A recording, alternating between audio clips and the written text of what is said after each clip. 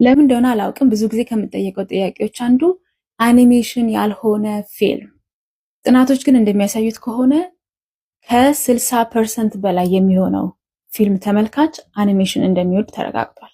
እንደውም ከጊዜ ወደ ጊዜ እየጨመረ መጥቷል።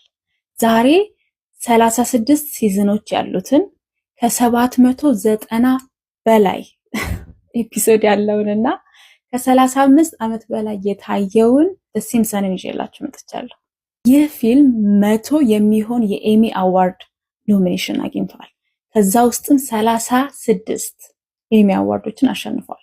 በታሪክ እንደዚህ ያሸነፈ ፊልም የለም ታውቃላችሁ። 34 ኤሚ አዋርድ። ይህ ደግሞ ለአኒሜሽን ፊልሞች ብቻ የሚሰጥ አዋርድ። 9 ኢንቫይሮንመንታል ሚዲያ አዋርድ፣ 12 ራይተርስ ጋይድ ኦፍ አሜሪካ አዋርድ፣ 8 ፒፕልስ ቾይስ አዋርድ፣ 3 ብሪቲሽ ኮሜዲ አዋርድ፣ 6 ገስት አዋርድ እና መኒ ሞር የሆኑ አዋርዶችን አሸንፏል። በጣም ከሚገርመው ደግሞ በሆሊውድ ዎክ ኦፍ ፌም ላይ ስታር ያገኘው ብቸኛው አኒሜሽን ሙቪ ነው።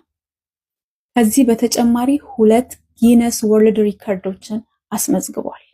ሲምፕሰን ሙቪ የፊልም አጀማመር በጣም ነው የሚያስቀው። በ1987 አንድ ትልቅ ሾው ነበር፣ ትሬሲ አልማን ሾው የሚባል።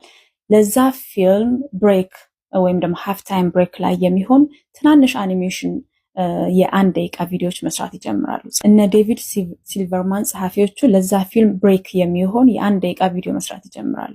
ሰዎች ግን ከትልቁ ሾው ይልቅ እነዚህን ትናንሽ የአንድ ደቂቃ ሾው መውደድ ይጀምራሉ። ይህንንም በማሳደግ ከአንድ ደቂቃ ወደ 30 ደቂቃ ሲምፕሰን ሾው ተቀየረ ማለት ነው። ከዛን ጊዜ ጀምሮ ስፔሻሊ ከ1989 ጊዜ ጀምሮ ለሲምፕሰን ሾው ኦፊሻሊ መታወቅ ጀመረ፣ ፖፑላሪቲን ያገኝ ጀመረ። ይህ ፊልም ሳታየር የሆነ ሲትኮም ፊልም ነው። ማቹርድ ነው፣ ግን ማቹርድ ኮንሴፕት ነው፣ የትላልቅ ሰዎች ነው። ሆመር፣ ማርጋሬት፣ ሊሳ፣ ባርት እና ማጂ የሚባሉ የአንድ ፋሚሊ ስቶሪ ላይ የሚያጠነጥን ነው።